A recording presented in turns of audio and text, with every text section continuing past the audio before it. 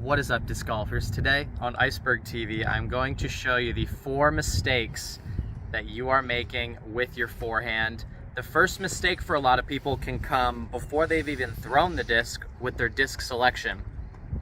We want to play to our strengths here, and we want to throw a disc that's going to put us in the most advantageous position to have a good throw. So your most comfortable release angle, if you're new to forehand, you should really try and do the one that feels the best.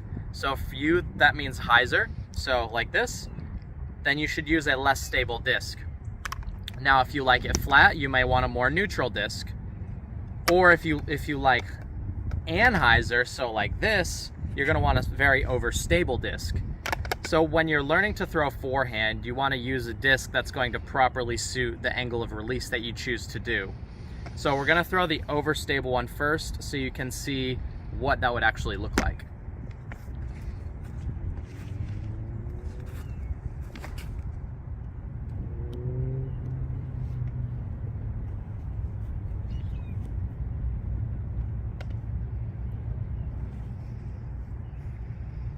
So that can be an easily recreatable shot because I'm throwing a disc that I know is overstable enough to handle the angle that I'm putting on it. And that's a good example for how I typically actually like to throw as far as my forehands go. I'm really comfortable on anhyzer, and the more closer to hyzer I get, the less comfortable I become. So we're gonna throw on flat, but we're gonna go with a more neutral disc. We have an MVP catalyst here. Just got, -2 +2, so it's got a nice turn and a nice fade. So we're gonna throw this one a little more flat.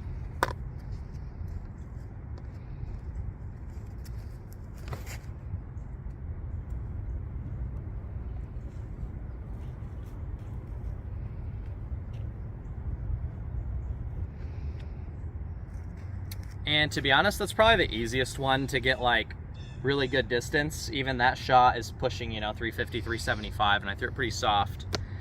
But that's also the one where you have more planes of air you can fall within. You can overturn it. So which that means just have it just dump right over to the left. A lot of people call it rolling your wrist and, causing the disc to sort of roll onto its edge and be a cut roller. Yet we don't necessarily want that. So that's one of the bad things that can happen with that throw. You can also underturn it, where you throw a disc that maybe is a little bit too overstable for what you're trying to do, or you maybe just accidentally hyzer it a little bit and it just doesn't fully pop up quite. It doesn't really get a turn, just kind of hyzers off into the distance. You're gonna lose accuracy and distance when you mess up that shot. So I find the more consistent releases for especially newer players is commit to an anhyzer release or a hyzer release, so you can be a little bit more knowledgeable and confident about where it's actually going to go. The last disc we have is an MVP wave. This is a little bit more understable. We'll show you what the hyzer release is gonna look like as well. It's just gonna have a similar flight to the catalyst, but I'm gonna have a very different release angle.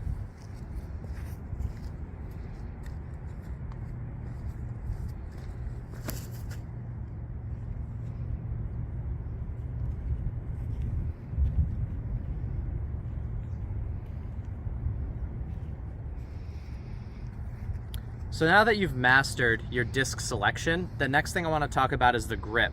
And a lot of players, especially that I've met recently, have very weird forehand grips.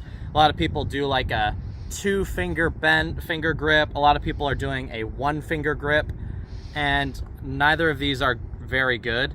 I also see a lot of people holding it with the old school Avery Jenkins power grip. That's really not going to be the best option for most people either. Most people are going to have the best opportunity to throw a good shot with one of 3 grips.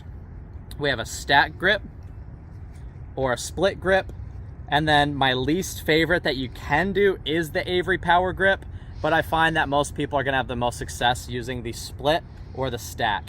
The stack is a lot more powerful than the split, but the split is really nice for slower discs and up shots because you can have this finger under here to sort of rest in the center of the disc, and you have a really good amount of control over the angle of the disc.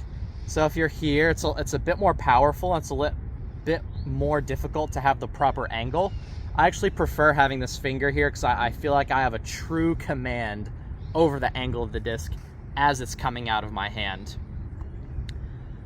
The third tip, the third mistake that I'm seeing a ton of people make, it actually has to do with the way they're actually holding the disc and what it actually causes your wrist to do. A lot of old school forehand teachers teach you to serve the pizza, which kind of looks like that. That's a very small range of motion. It's a very slight flick of the wrist, and that might work when you're playing ultimate frisbee. That's very short range of motion. You're not ever going to be able to throw far like that. What you really need to do to fix this is when people are doing this, they typically have the side of the finger in the disc like this. All you want to do is turn the hand inside the disc and revert back to that stack grip or that split grip. But you want this part of the finger in the disc, in the rim of the disc. That brings us from here to more of a here. So when I reach back and I go to throw the disc, I have all that range of motion where I can put power and snap on the disc. That's why we reach back far on the backhand, is because you have so much room to accelerate the disc. The forehand mechanics are a lot different from something like that, but there's a big difference between, you know, the old school serve the pizza and the new school sort of, I would just say, putting your joints in the best position. You're gonna be less likely to hurt yourself as well, because you're actually gonna be able to have a genuine follow through. And that leads us right into the fourth and final mistake that I find a lot of new players specifically are making, is not following through. They're trying to throw the disc so hard that they're finding themselves sort of releasing the disc and pulling their arm right back. You see people do this when they throw a baseball for the first time, when they throw a disc for the first time.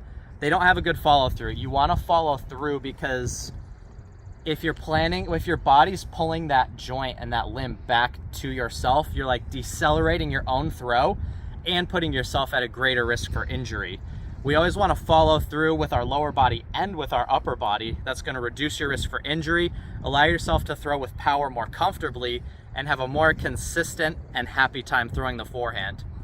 If these 4 tips helped you throw a better forehand, or if you're excited to go try these things today, comment down below what you're excited to try. You're watching Iceberg TV, and take care.